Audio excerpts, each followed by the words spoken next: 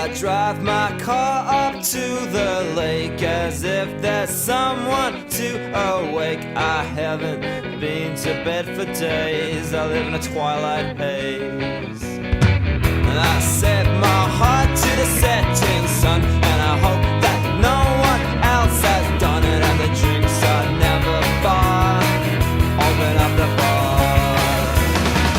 I miss you every single day. I wait until it's not your way. I hate the way I'm straight. So, welcome, Johnny. Now, let's just crack straight into it with you've got Neat Places. This was your business. You're kind of a founding. No, my business partner, Marcia. Yep. So she was the founder. She came up with the concept post-quake. Oh, I see. Just real lack of sort of places to go and things to do in Christchurch, and morale probably wasn't that high, and so she had this idea to have a blog and try and direct people to spots around the city. Excellent. Which got a bit of traction and a bit of help from council, and and then I met her when I was in the early stages of starting Nostalgia, the festival I did. Mm-hmm. So we met at a dinner back at Shop 8, which was on New Regent Street, which was a bit of a central base for a lot of startup creatives that were just running around trying to do lots of things in the city with no money. And so met her there and got along really well, and ended up working together and slowly changed it into sort of a business. And we've been doing that for I always say like 6 years, but I feel like it's actually like 8 or 9 years. So it's constantly changing, and we're just always adapting and sort of trying to work hard at it, which I think is really important. It's a little bit difficult because there's no real other business like us, so we don't have the luxury of just being able to go, oh, well, they did that, so we'll just follow there. Yeah, which is part of the fun as well, I suppose. Because even in those initial stages, working out how to monetize that was that a challenge, kind of? Like still working out. Yeah, definitely. Business.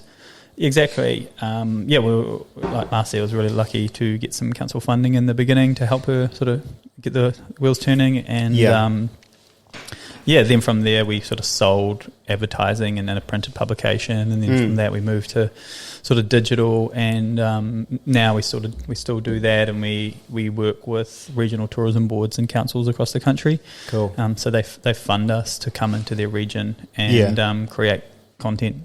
And promote it across our channels and our partner channels. And we're working with Tourism New Zealand at the moment on an autumn campaign. And that's what I was going to say. Like, obviously the borders are just about to reopen. And so you've maintained your contact with them throughout the lockdowns, throughout the border closure. Yeah. And now you've got a bit of a strategy looking.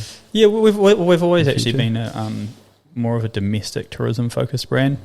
That's probably just because we've never had any money to try and market to an international audience, and that's just what we've organically grown. So that's always been our bread and butter, and so over this time we've been able to continue to do what we do, and if anything there's been an increased awareness around domestic tourism. We've seen a lot of campaigns around supporting local, and this was not so much in this last round with COVID. This was early days, and I think that was really good in the beginning because it was a big help in a shift in consumerism and conscious consumerism. Yep. It was getting people to actually be aware of how they spent their money. Yeah. A group of ladies would like to sort of chat about how they know their barista down the road.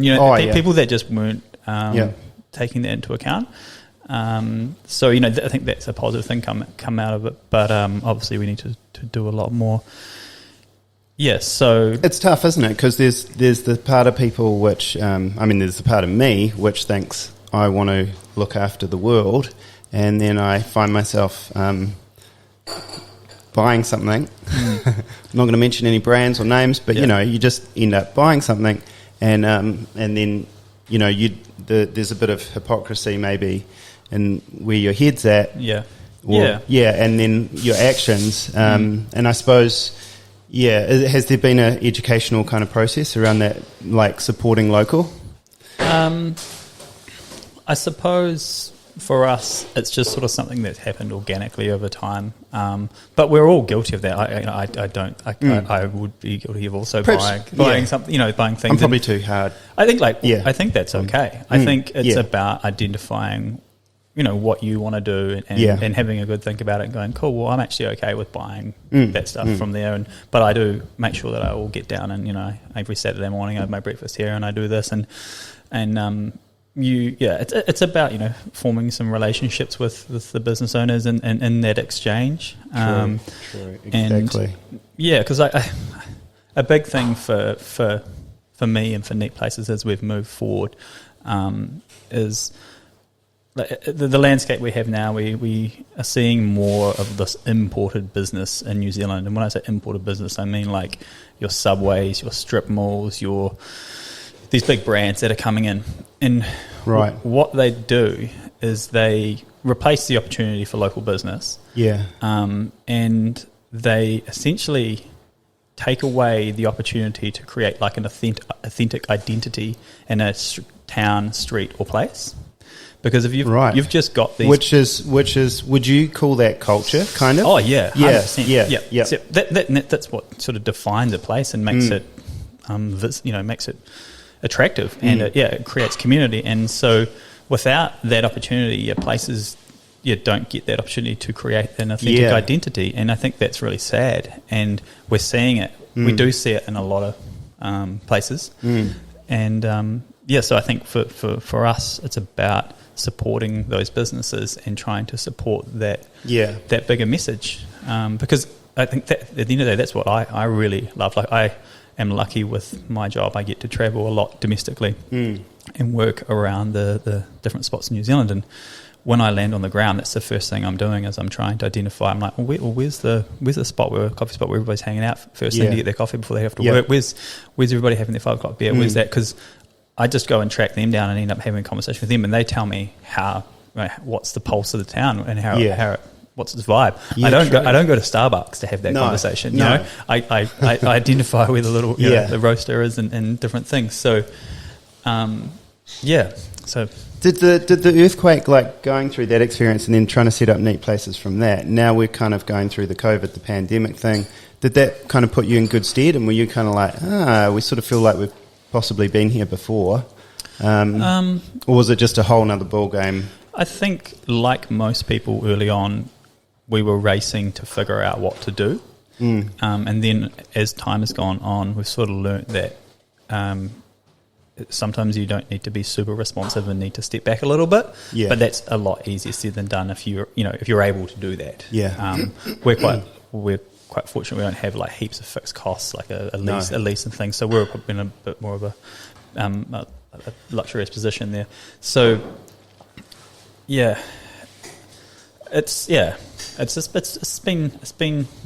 been drawn out, hasn't it? But no, we've been okay. I'm a really good believer that with our business and most, it's like as long as I'm turning up every day, and my business partner and I were lucky. We have a really good relationship, and we both like trust each other in the workload that we put in. We're both pretty productive and driven, and I'm a good believer if that we just turn up and we work hard and we just really think about what we're doing and do a good job. We're actually going to be okay. It's if we start slacking off and taking things for granted and things like that, then because I think over the years that has kept true. So it's really cool. That's right. Turning up to work and putting your best kind of effort in and stuff every single day. It can be quite tough. As a small business owner, I don't know. You feel like you're a little bit wired into it or something. Hardwired kind of into the business itself. And I know I can be pretty honest with the customers sometimes, which I feel isn't always the best because then they know. They know me kind of warts and all, and they know how I feel and stuff like that. And that potentially is kind of like you talk about building a relationship. Like there's obviously you get that authenticity and stuff, and it can be a bit dark at times. You need that, right? And ways, you know, and it's a two-way system. So I think if you feel that you can have those conversations with your customers, you've got good customers. You know, as long as they're coming back the next time. Yeah, I have been thinking about it more, also in the last week or so, because sometimes it's less about the product. And more about that environment and the culture that you're creating around a product, like coffee, for example. I mean, obviously, 100%. Yeah. Yeah. So, and that's where even this podcast has kind of come from. Like the idea that you can kind of sit down over coffee, have a conversation, and there's people you see every day, and they're kind of getting their fix. Yeah.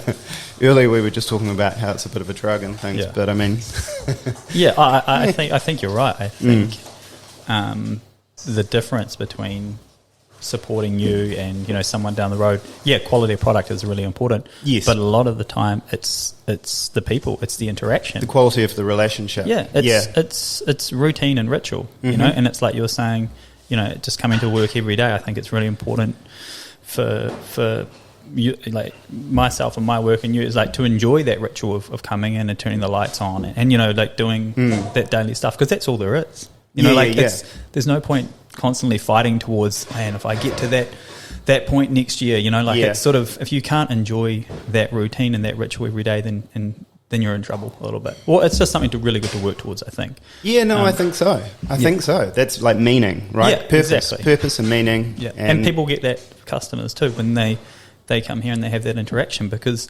I think that sort of loops back to what we're talking about before, about, you know, that sort of authentic identity and things, is that these types of places are where you have experiences that can change you. Yeah, you know, you have conversations, you have interactions, you form relationships. They're like the fabric of society, and they create culture, like you said. So I think they're super important, and I've been thinking about this quite a lot lately, looping back to like we're talking about, you know, the current environment, is like how I can sort of try and get that message across more, because without that, you know, we're just going to spend more time in the digital world, and that's right. And I'm not a very big digital world person, to be honest. I don't have social media, and I'm a bit old school, which would be quite interesting. Like Neat Places is sort of the opposite, but for me, it's really, really important, and it's super sad. I just saw that one of my sort of favourite cafes in Wellington is closing after a long time, and it's just like it's really sad. So I've just been trying to think about how I could get that message across more, that the importance of these places and the human interaction and the opportunity they provide to meet people and to have, you know, have these sort of profound experiences. No, you're right, and that is really popular in culture at the moment. People are really starting to look critically at what social media is doing to us as, you know, whatever we are, a species, disease, who knows? But, you know, and how that's kind of shaping us, and, you know, because essentially it's a tool, right? Yeah. And I think all tools probably go through... you know, they're sort of, they get embraced and then they get rejected, and they kind of get thrown around the place. I remember, like, there's a saying, you know, that kid's always got his nose in a book or something like that. Someone's always got their nose in a book. She's always got her nose in a book. And it was kind of almost seen as a negative. Yeah. I don't know. But interesting. Yeah, and nowadays, of course, we say, such and such is always on the phone or whatever. My kid's always on the phone, screen time and stuff. But sometimes I think some people think that people that read a lot were, I don't know, they were out of control, or they were... Don't kind of see that these days. No. Oh, like, obviously it's got its place and done a lot of great things, but it's just what we were talking about before, isn't it? A balance. And so it's it's an interesting thought, this this sort of this identity and sort of culture piece, and it's the bigger picture, isn't it? And it's not always very easy to sort of get that across and to figure it out. Because you're kind of mining for those little nuggets of truth, and which other people are able to, like, it resonates with them. And it's far from perfect, and it's always a work in progress, and you know, it's all good the concept is all good, but like you say, we have to monetize and go out and be a sustainable business. Which we've worked at really hard over the years, and we've for Marcia and I, it's about a lifestyle. We want the business to work for us, and work, it's sort of getting there, which is really cool. We've had some good wins, but we work hard, and we'll continue to really. I think I've found having a couple of businesses, it shocked me how hard it is to make money. And I used to just think it was hospitality. And then, I do a bit of manufacturing, I guess, production with the bags, with the Sammy bags. And that's like, just what was I thinking? Who makes stuff in New Zealand? But you're driven, the drivers for your business is when you started that, that was something you wanted to do, right? And it wasn't like, I'm going to cream it with this. Oh, no. It was about passion. But sooner or later, the pressure, it kind of comes afterwards, and you do remember, well, I do need to pay the bills and things like that. It is definitely, and it's a balance. And but you sounds like you've been driven. Your businesses have been driven by passion, and you're creating a piece of culture here in the city for people to experience. And there was always a crossroad when that's your driving business when you say, "Hey, wait a minute, how sustainable is this?" And by then you've probably put in quite a lot of time and years, so you sort of work it out. But I suppose it's hard, and small business is hard for sure. And I'm quite lucky in that I have a business partner, and we have really different skill sets, and we've been able to work well together, which is awesome because my other business, which was Nostalgia, I did that alone, and that taught me a lot. And it taught me what I'm not good at. And so that was happening at the same time. Are you like a muso? Were you kind of... same time. No, not a muso. Love music. Terrible musician. And so, yes, I came back from overseas. I spent most of my... most of the sort of early to mid-20s travelling, and came back at about 25 and didn't have anything going on in the city. It was... the post-quake era, and and I just went down to Central City and watched Electric White Hustle play one day, and it was just a sort of gig, and it was just really poorly put on, and it was a bit of a shambles, and loved the music, and just sat there staring at it for a while, thinking like, man, this is could be great, and just sort of got to the point where in my mind I think I could do this. I love music. I used to work in the wine industry, and I was a wine rep for a while, and I had tried to organise a bit of a jazz festival at the Old Ducks from the wine brand I was working, but it didn't get to happen. And so anyway, I just decided that I had nothing going on. I'm coming back from overseas, so I decided I'm going to try and start a festival, and I'm going to see what happens. And so I'd made that decision, and then I just started searching the city for a venue for maybe 2 or 3 months. It's a seductive process, isn't it? When you sort of have a glimmer of a idea, and then it kind of sucks you in. Oh yeah, and then the concept is so exciting, and it's I think it's exciting because you get excited because maybe you could visualize what your life could be like, and what success could be like, and you're like, conception is the fun, like is the space, that's and then kind of nutting it out and going through all those things. But didn't know that at the time. No, but that's why so many people say, "Oh, if I knew what I knew now, I would have never have done it." Hopefully, I don't become one of those people. Well, it's got to be, it's. I feel like I actually already am, but I'm just not going to say it. It's the journey, though, right? It's Hey, Milton, sorry, could I get you to turn on the air conditioning? Yeah, mate. I thought you were going for your fourth coffee already. No, I'm just up to kind of 1.5. You've got a good balance of, different tiers of. I'm lost. Where were we at? I don't know. The seductive nature of having an idea about a business concept, and then starting to tread that path. And it is like a relationship, right? It's kind of like that relationship, and then you realise, that requires something like effort and when you have that that idea and that I think it's important to note say like the excitement you get. Say if you come up with a really good idea or you meet a really inspiring person, you have a conversation with them, and you walk away from that feeling really energetic, right? And you're like, wow, like shit, I feel really good. I'm like, what is that? Like, how do you? How do I get some more of this? So I feel like this, more often. And I think that's a part of being able to maybe identify what your life things could be like if you worked in a space or shit, I could totally I could have a life like that. That's really exciting. I see someone else has done it. Like maybe I could. I saw a life coach at one point, and she framed things in the sense of what energizes you and what kind of drains you and things like that.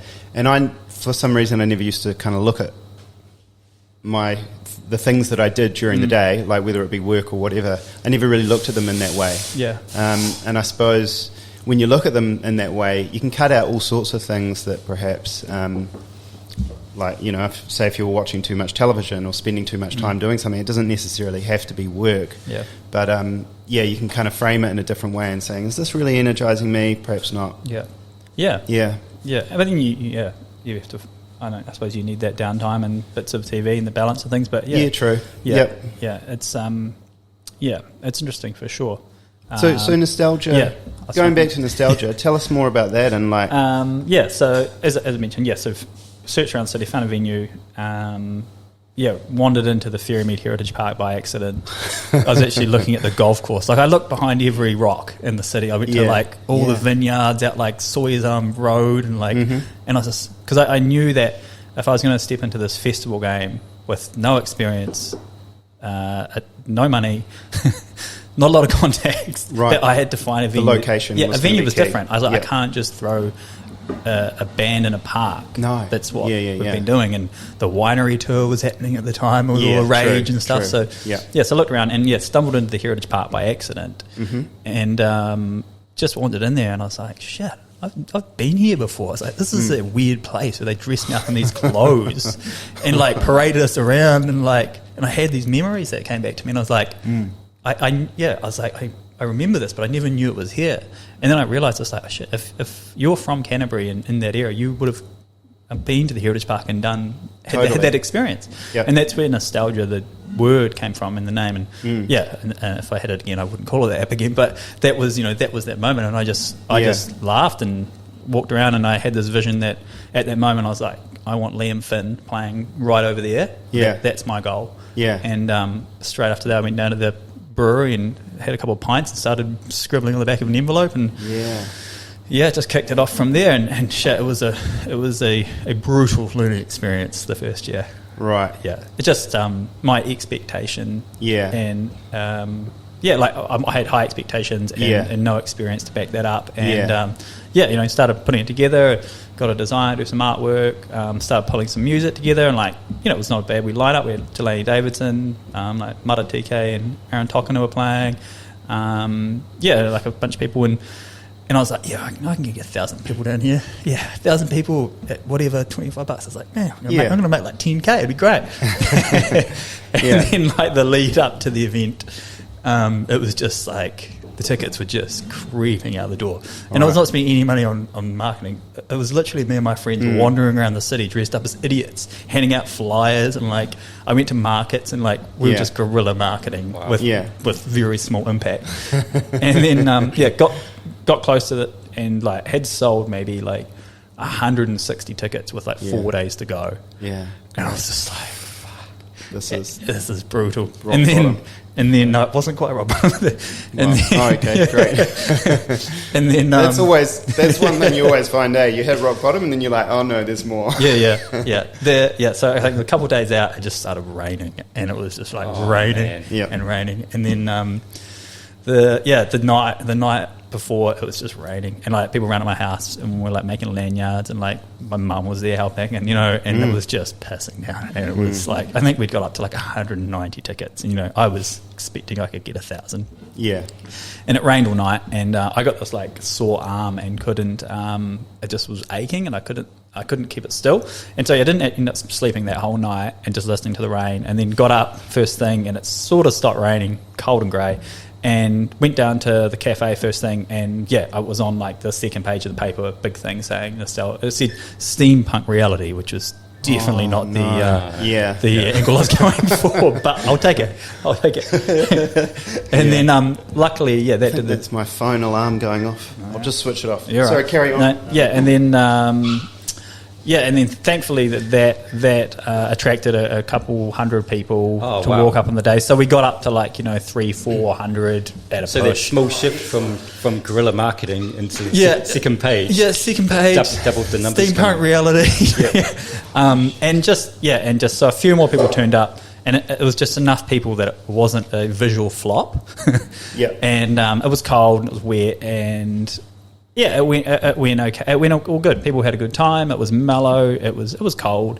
And then so St John were there. No one needed them. I went to see St John because my auntie is a nurse. She's like, you need to go see them. And I showed them my arm, and they were like, you need to go to hospital. You got blood poisoning. Whoa! How'd you get that, Johnny? And then so I feel like a part of the stories we missed out there. No. And then they didn't know for sure, but they were like, is that right? They were like, you've got just something, some kind of infection.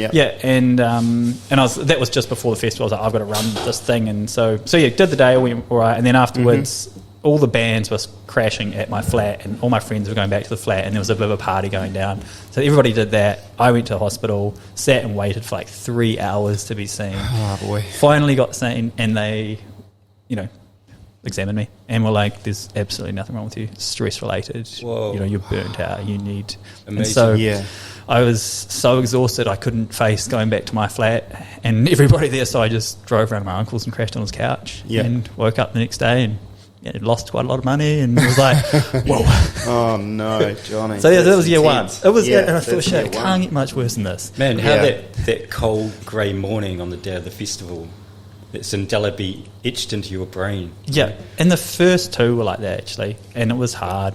And the first two, I went down more than I went up. I dug myself further into the hole, and the only way I could see out of the hole was sticking with it, because I was doing little neat places on the side. I was still a labourer 3 days a week, right? And did for a long time until could make the business sustainable. But still had that vision, and family around me were like, you should probably stop. This is not. Oh, okay. I thought you were going to say, keep going, Johnny. Yeah, no, stop. It was like the people that knew me well could see that I was pretty unhappy and quite stressed, because I owed people money, and I front-footed at those conversations and stuff. But man, it wasn't learning, going through that of owing money and being in the hole was hard. Mate. But then so year three had a really good lineup.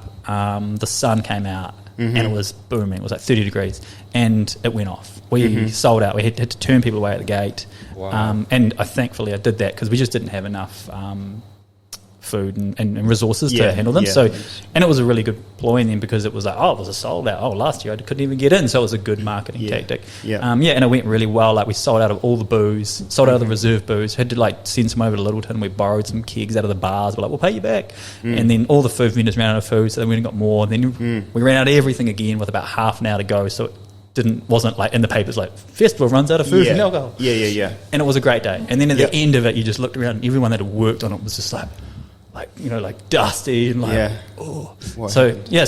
was the shift, and made enough money to pay everyone back, and pretty much got me back to square one. And I was like, whoa.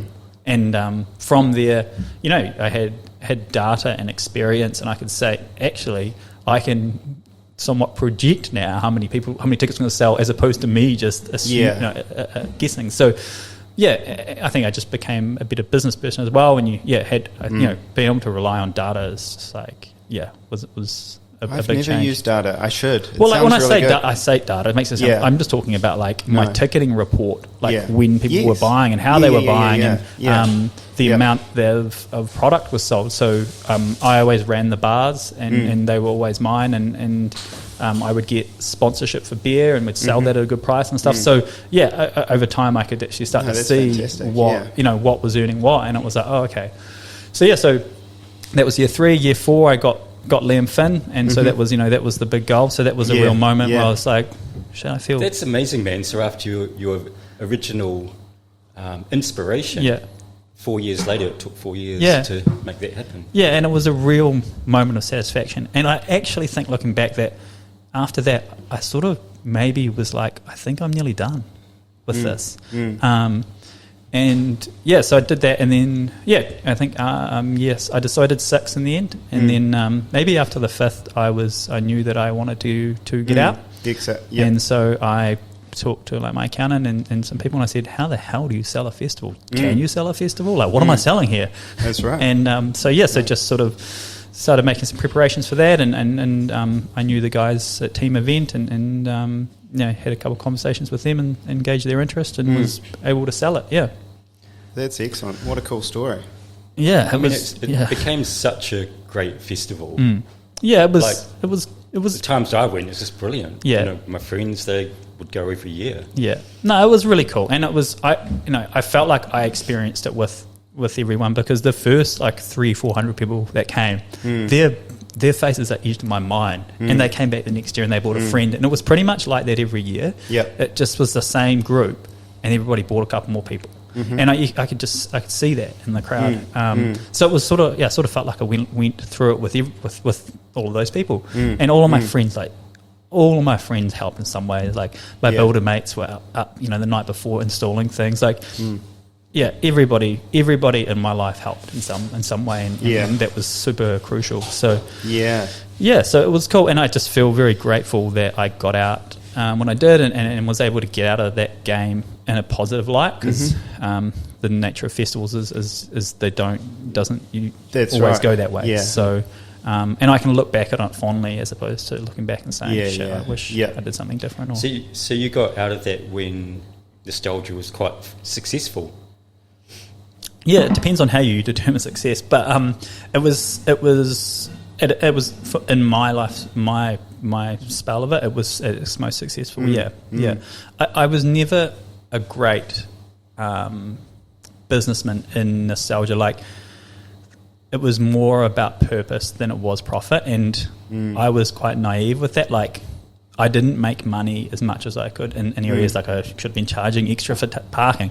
Every beer should have been an extra $1. Everything, I should have charged vendors. Like, I did enough to be that was all cool, and I made some money, and it was all got out great. But I wasn't ruthless, and I don't want to be, and I've come to learn that I'm not that person. Yeah. So I'm okay with that. I just need to be aware of it if any future sort of business things. Like, I don't actually. That doesn't sit well with me. So.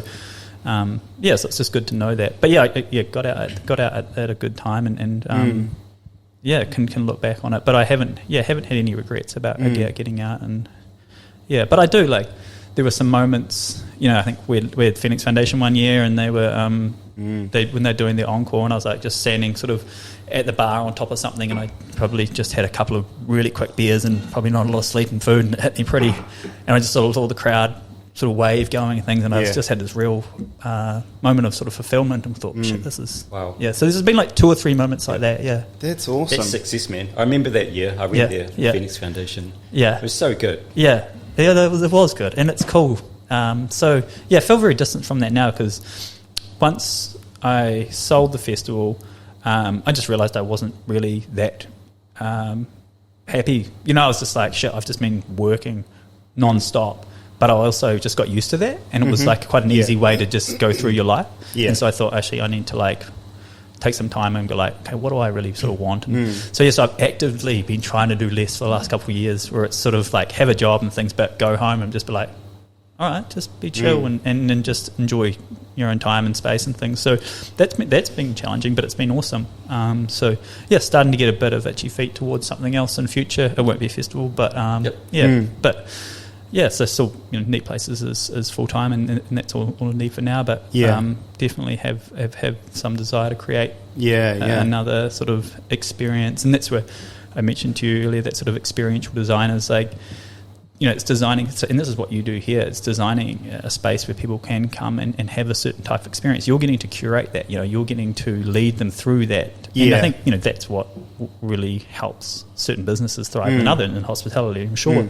And I think that's a really cool thing. And I think for me, that's one way I think I can actually have impact on people is creating a space that may be somewhere between hospitality and a festival that people come and they walk away feeling like their cup is more full. They might be inspired or different things. So yeah. Man, that's intense. That's full on. That's really cool. A couple of things I want to touch upon there. One of them was that relationship that you have with knowing how to make a profit and that ruthlessness and stuff like that. And when you get into business, you don't know about that because each person has some kind of, I don't know, we have some kind of history with how we treat money and how we look at profit, whether we think it good or bad and stuff like that. And then, having to navigate that. That's something I never realised, and we have slowly been kind of, just learning through having to pay bills, what we need to charge and stuff like that, and being comfortable with it and being okay with it. Yeah, that's a really... And that's how most people do go through it, because we don't have the experience.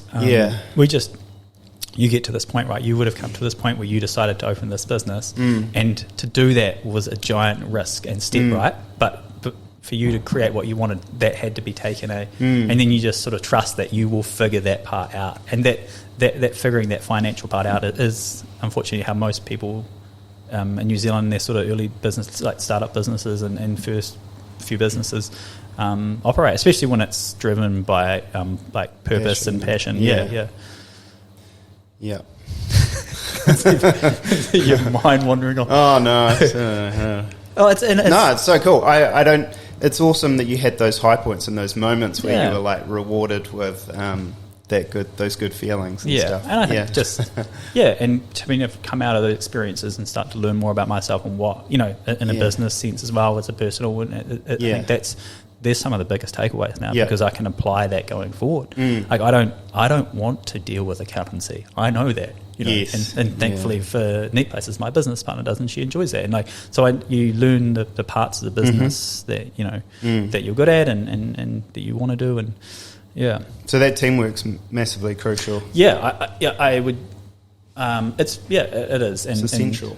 But it's not easy. I think I'm lucky that our business partnership is working and has worked well, and we just both trust each other what we're doing. But I don't think that's easy. So it's if I was to do another business, I would definitely look to partnership. But I know that's not easy to go and find someone to just that's not something that just happens. No. There's a whole fucking probably science around that. Well, that's cool. I don't know. I'm a little bit overwhelmed by it all, Johnny. When you're on the journey yourself, and you're perhaps I'll give you some news. We entered our banana jam in a competition, and we didn't make the semi-finalists. So yesterday I got that email saying we regret to inform you. And I was like, damn. And my wife was good. She's sort of, my wife. So she was like, don't worry, we can still keep this taking, we can still take this forward. If you kind of, really believe in it, I trust you, and, let's just keep doing it. That's support, Yes. But I have been, when I walk down the supermarket aisle, I stop off at the jam section, and I sort of visualise and fantasise about my banana jam being in the jam section, which is kind of like, seeing Neil Finn in the festival. And you need that, And if you visualise, if you believe that, and that's great. That's a driver. That's what'll keep you going. And it should be the journey as well of getting there. When you do, you'll look back and be like, man, that was those are the points where it was really difficult. Or I think I think if you for me personally, I need to really be able to visualise something, and if I can visualise it and I can visualise me in it and whatever, I'm like, I want that. That's the driver, and it sounds like you got to stick in that jam game, man. Yeah, I think so. I'm going to take one of those jams home. That sounds pretty good, actually.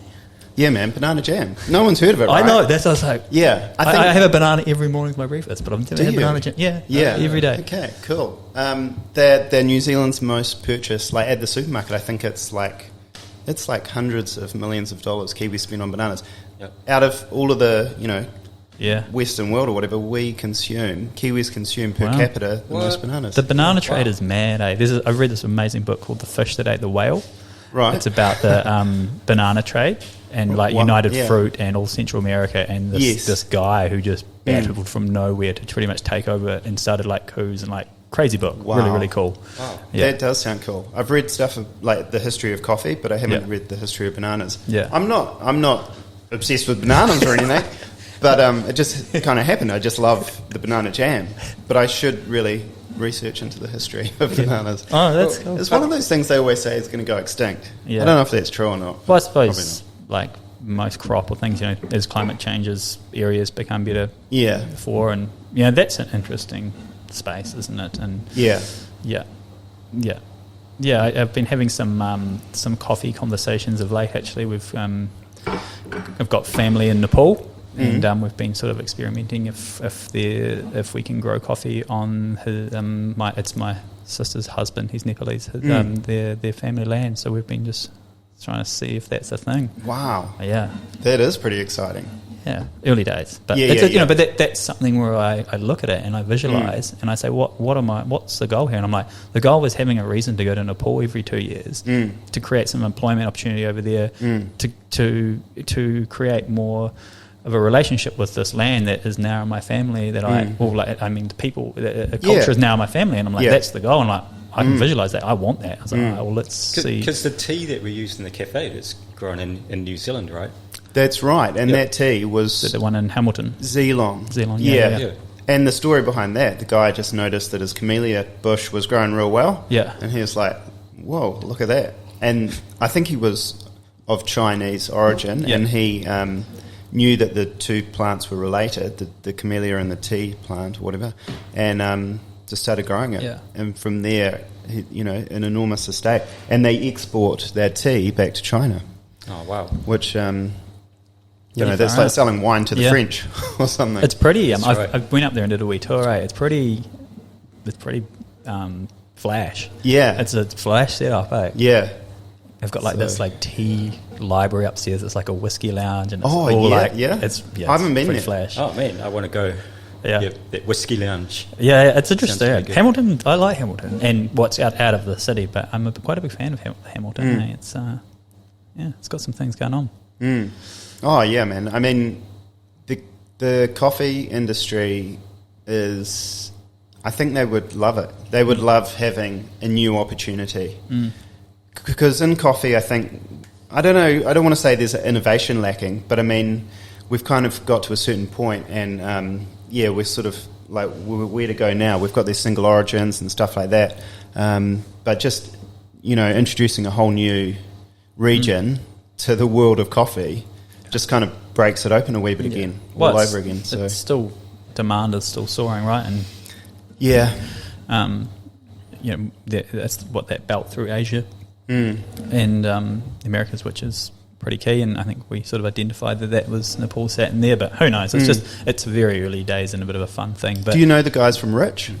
I have met them. Yep. Cameron and Richie. Yep. I did for Neat Places a few years ago. Did a coffee roasters guide to New Zealand, and that was a really cool process. That I travelled around and met all the roasters and put together this sort of book and the sort of small book format, and that was really cool. And that's where I sort of got more interest in coffee and got to have those conversations. And as mentioned before, went did a little bit of time volunteering with raw material on their farm in Colombia, just like a short little stint, and that was pretty amazing. But it's a lifestyle, right? And that industry, and obviously you love that. You love coffee, and you've spent a long time in it, and you're on. You've got three different cup variations around you, evenly spaced. Yeah, I know. They're like little animals. They just come at me. Yeah. No. Yeah. Oh, that's super exciting. What are you going to say, Mitch? Johnny, can you explain a little bit about the experiential design?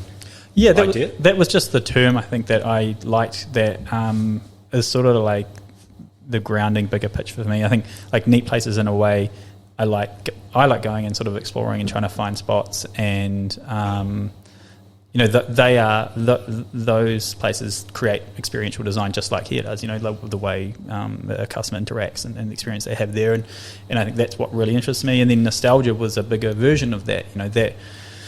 that was the part I enjoyed the most, is I could curate the way someone would come and enjoy that festival. I could go in and visualize they're going to walk in this way, they're going to see these vendors first, they're going to need to get their money out here, they're going to buy beers, they're going to do that, and that park has actually got potential to be twice as big, and there's so many like hidden alleyways and random buildings and like just random shit. And it's just hard to put a lot of pressure on resources if you went that big on the rest of the area, so it's not that viable. But and so that's what I visualized for it, and that's what really excites me, is that sort of the opportunity to sort of hold someone's hand and say, hey, you're gonna come through this experience, and what sort of impact is it going to have on you, and I think that's really cool. So that's what interests me in the sort of bigger picture, and will drive sort of going forward anything further was to do. So that's the driver, is that inspiring vision. And just as I said before, I think for me I see that as a way that hopefully in future I might have to do something else, and that could have a really positive effect on people. Yeah, for sure. And hopefully it's not about, it won't need to be about a profit or everything has to be sustainable and whatnot, but it can be something where people can. Well, you have to have that balance. I mean, like going to say a festival and you're just getting scoured like financially, like a car park. It just it takes all the fun out of it, and next year you might not go. Or it becomes the dominion of maybe upper middle class or something. All those sorts of people. It definitely. It's a fine line, right? And it's something you've always sort of work on. And I think things get to a point where there's got to be a sustainability for yourself, right? The amount of hours you put in and everything like that. So it is hard, and it's just an ongoing thing. But I think my advice and all of that, and the small amounts of journey I've had, is that just trying to enjoy the small gains and the small wins as much as possible. Because if I look back on nostalgia now, I love, had a great time. I was like, shit, I wish I wasn't quite as stressed as I was. And like, for like one example, at the end of every festival, Rosie, who looked after all the musicians, they would jump on the steam train and have champagne, and the steam train just drove up and back. It didn't have a big loop or anything, but that was like the end, and the artist would take a few photos and they'd have a glass of champagne. It was always like, fuck, we're done. And I only got on one. And it was my last one, and Rosie like came and got me. She's like, "You're coming on this." It's like, I've got things to do. It's like, you've always got things to do. Like, get on. Right. And so and I was like, shit. Sat down. I was like, I didn't stop and appreciate these things. I was too busy running around. So I like that would be.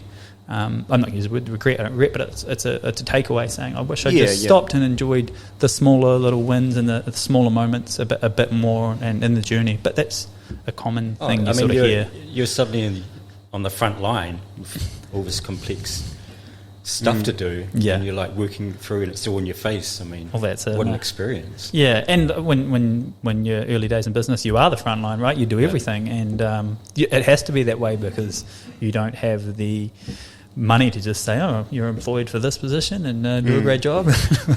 It's sort of, but I think that's great, because it allows you to shape your business, because you're the one, and then at a point in growth you get to step back a little bit, hopefully, and say, cool, this is the way I've set it up, and happy to take any further thoughts. But was that the most stressed out you'd ever been? Oh yeah there was that physiological effect. Wow. that moment, and those just couple of years were pretty stressful, and like my sister, who lives over in Australia, came back, and she just sort of said, I just noticed over the last couple of years you've just become very serious. I was like, shit, that's pretty deep.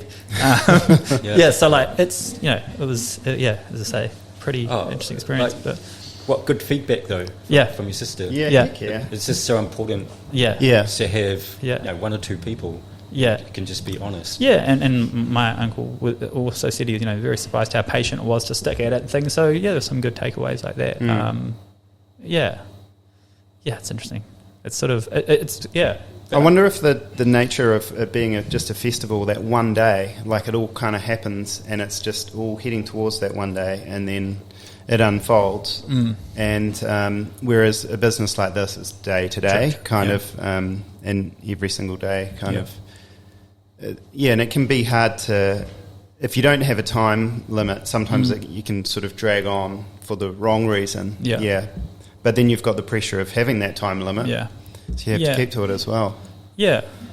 Oh, it was, to put all your energy and resource and everything into one day a year, to turn money one day a year. That's intense. Is mad. Yeah. It's just straight mad. Yeah. That's why most other festivals or events, they have multiple, and they run festivals, because if one goes down or something happens, you've got the others prop you up. I was very fortunate that nothing really bad ever happened in Nostalgia. Like, we never had a real serious injury. The weather was average, but it never was terrible. And so we got through. But I suppose, like you're saying, sort of day to day, it's enjoying your days off and the things you can do and whatnot. But it's definitely a pretty random business model, that's for sure. Yeah, exactly. I've just been reading a book called Essentialism. The guest a couple of weeks ago recommended reading it, and it's just about defining what's important in our life and just getting rid of everything that's not, and really focusing more and more on what's important. But in that book I read about sunk cost bias, which so you've got a project and you pile heaps of resources into it, and it's not really going anywhere, it's not really doing that well, but because you've already put a whole bunch of stuff in there, you just got to keep on going. See people doing that, and you just keep on going year after year. What's it called, Milton? Sorry, sunk cost. So you've sunk cost. Sunk a bunch of costs in there. So it's like buying a crappy car or something, and I'll keep on throwing money in it. Well, you just got to get rid of the car. Get a new car. Some people say it's better to fail quickly than drag it out. So fail fast, I think it is. I just noticed one of our customers, he just left. Succeed fast. At all. Succeed fast. Yeah. It's got maybe the opposite. Yeah. One of our customers, he just left and went on to another job. Because he just really succeeded at what he was doing. And now he's going, it's like, I've been there, done that, and I'm going to move on and do something else now. It's like, that mindset's not so common. No. Most people would sort of go, I'm doing pretty well here, I'll just stay here. Well, you get comfortable. I've got the success now, but this person goes, no, I've succeeded here, and now I'm going to go over and succeed here. That's real cool, man. That's the opposite of sunk cost. Oh, yeah, true. Nice. That sounds like an interesting book. Yeah, it's a really good book. Really good. Yeah. There's only like a little, a couple paragraphs about that in the book. But. Yeah. Well, I think you guys should feel pretty proud. Like, I know from being around and just listening to people, what they're doing and things, like, this place is well loved, and you sound like you have a very loyal sort of customer base and people. So I think that's pretty remarkable and quite a feat. So I think you should be pretty proud of that. Oh, thanks, Johnny. That's a really nice compliment. Yeah, no one's ever said that to me before. And it's or Milton. Correct. And it's people too that I would trust that that are after more of a transaction than just here's my money, here's my coffee. So it is tough, and it's good to hear that because it is quite interest. You look at it and you critique it and stuff. And it is. You do put yourself out there, kind of. Oh, definitely. And that's scary, right? But then I think I'm getting better at that, and that's why we can do this podcast. I'm sort of not perhaps so afraid. You get to the point. This has just evolved from chatting with the customers. Yeah, that's right. Yeah, it kind of already naturally existed. Like Dave will get an idea, and then it's like, yep, let's do it. Yeah. I mean, Dave's awesome at that. That's so cool, and there's risk and there's to be scared of that, but it's awesome that you and that's why I said yes, I'd love to come on, because I think that's really cool that you're taking that step to do it, and it's having good conversations. And I live in Littleton and work in Littleton, so I don't get to come to the city as much as I once did. But I think that's really cool. Yeah. Oh, that's cool. I do feel a little bit more inspired and stuff. Like it is, and it's constantly. I've really been searching for that lately, because obviously COVID with the central city and every central city and every. Maybe even in other areas, man, it's just been so tough. Yeah. And it's kind of, I feel like we've hit the bottom and we're starting to go back up. But, it's been real. It's just been so slow watching it unfold. Like it's that train wreck in slow motion, kind of, And you think it's slowly starting to improve, and from your perspective? Well, I believe so. One of the things I've noticed is that the companies that have stayed in the central city and they've worked through this, when Omicron did kind of sweep through, it took an office out for maybe about 3 weeks. It would sweep through the entire office, everyone would get it, and then they're all back on board. I'm a little bit worried with all of the people that are working from home that they're going to suddenly say, okay, sweet, everyone back to the office, and then it's just going to sweep through those guys as well. So that will probably be the second wave of the people coming back to the central city. Yep. So, I mean, in an ideal world, I would have liked to have seen it happen all at once. Yep. But I think that's the idea where, we're protecting the health system maybe and sort of prolonging it for that reason. Yeah. I mean, we're still dealing with this stuff from the earthquakes. Yeah. Like just across the road, there's a whole bunch of containers in front of the building. Yeah. They've been there pretty much ever since the earthquakes. Yeah. It's a pretty slow process. Yeah, and it's like there's light at that tunnel, right? The things, I feel like my perception of Christchurch is like I'm been a lot more positive about the city in the last 2-3 years than I have in, the last, as long as I've been here, 10 years back, it's we can sort of see it now, can't you? Sort of take shape, and this was is a pretty hard blow on a city that's already I did feel like it was that pre-existing health condition for Christchurch with the earthquakes, terrorist attack obviously, and then COVID, which everyone got. So it is. It's been a crazy few years. Oh, it has. Yeah. But no, it's I personally am there enjoying living in this city, wider city, more right now more than I ever have, and don't feel like I'm going to be leaving anytime soon. No. I'm quite excited to see. It's it's a little bit hard sometimes in the central city, isn't it? Because it's sort of having to be, as it has been rebuilt, at spaces of we've lost a bit of character and things. So it's been those new builds. So to put dirt on the walls and stories and things take time, right? And so you guys are doing that, and you've had that a bit of time to actually fill the space with some history and some stories, right? And I think that just takes a bit of time, and that's so common in the central city that we need to just fill spaces for a while and make them feel familiar again. And it's funny actually, because we got graffitied on the wall the other day, and for some reason I always take a photograph of it because at least I sort of feel that it's I don't know. Some sort of action. Something's happening. Something's going on. Yeah. You didn't do that yourself, did you? Yeah. Well, it might have been me. I think I would do a better tag than that one. Yeah, it wasn't best, good, but still, it wasn't too bad. Yeah. I managed to get a good photograph of it. Check it on Instagram. But no, you're right. It is. It's just looking for that that grit and that grime to come back. Yeah, I mean, fill in all the little gaps.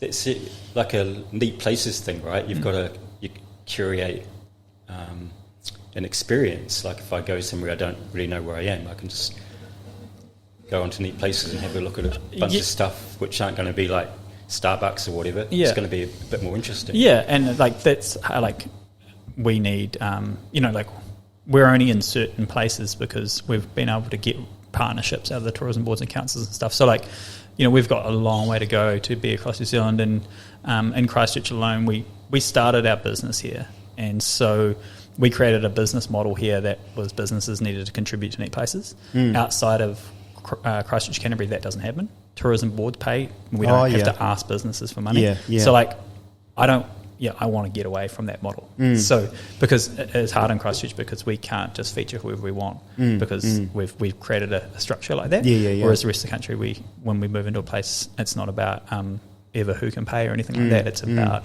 what is neat, Yes.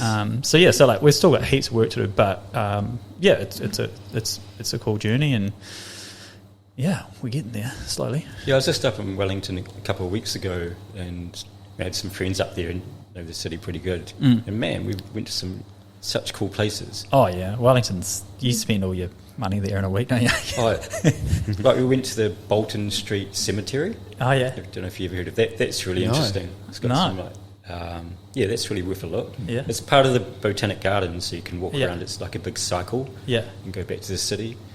And apparently you can go out to Soms Island in the middle of the harbour. Out on a ferry, and it's a really good day trip. It's really good out there. So things like that. Knowledge, yeah. So like neat places. It's like bam, bam, bam. Have a look at this and this and this. Yeah, and we, to go and cover, especially like free activities like that, we would love to have more content on our site about all that stuff. But again, it's still a business, so it's like, okay, cool, we're going to have to pay a writer, a photographer, a content team to create that. How are we covering that cost? So it's just like everything of a business is like, that that's the balance and getting it right. Yeah. But well, we went to heaps of bars as well. Yeah, not just cemeteries, cafes and stuff. Yeah. Well, the cemetery was the wind down the next day. Yeah. Go up for a wander. Yeah. No, we had a great night out on the town. Oh, it's the hospitality in Wellington, and just being able to walk across the city to everything is really cool. And that's our sort of focus with Neat Places is place and business. So it's it's hospitality, arts, and retail over say the activities that you usually associate with regions of skydiving and things like that. We generally try and cover the people in those businesses, because I think that urban tourism is domestically, like, there's a lot more value, and people travel for food, and they travel for shopping and stuff, and it's still like the tourism New Zealand still getting their head around that. I still think that people just travel to go jet boating.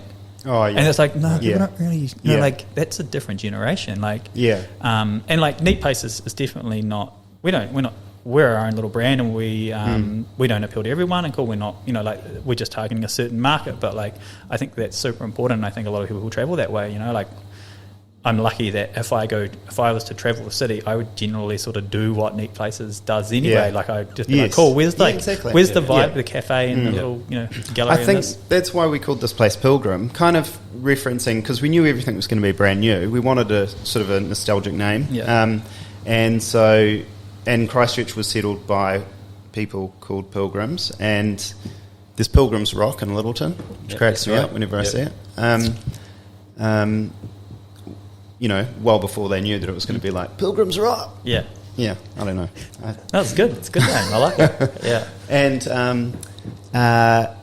And then we want people to make the pilgrimage to come to us, right? The office workers, even if it's just like a block or two away. I think you're right.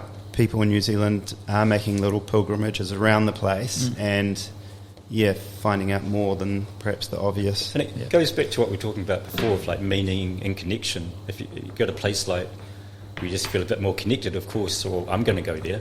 The authenticity, and it's just good on so many levels. Here's the breakfast menu. Yeah. Oh, nice. Definitely. It's good for our mental health and just our well-being in general. Just need to be around other people and being able to be authentic. Yeah. Oh, definitely. I think other people, that's something. Yeah, as I said, like, things have been a bit more chilled in my life and taking things a bit slower, but I've been, sort of get stuck in my office in Littleton and don't get out as much. And when I was in the festival and more on the ground, Neat Places, I was out all the time, go to this, doing things, and that was really cool. But now I sort of have stepped back from that. Yeah. And I do miss that social interaction, and it does give you energy. And so I need to... It's kind of like a bit of that back. It sounds like it's sort of a season. Like you've kind of gone through that season, and then you'll move into the new one. Yeah. Also, But I'd like to pull a little bit more of that back. But it's you get comfortable, don't you? Yeah, man. Our psychology is like that. It's like seasonal. Yep. I reckon. For sure. Hey, cool. Thanks, Johnny, for coming in. Yeah, man. And good, my pleasure. Really enjoyed it. Have a look through the menu there and just see what you'd like. Well, I have granola every day at home, every day, so I won't. So you'll have that.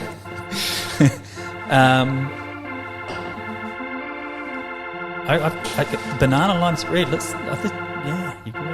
Yeah. Pretty keen to try this banana spread. I'm keen for you, to do it the best way you can. Test it out on you. Yeah, Sweet. We'll do that. Cheers. Yep.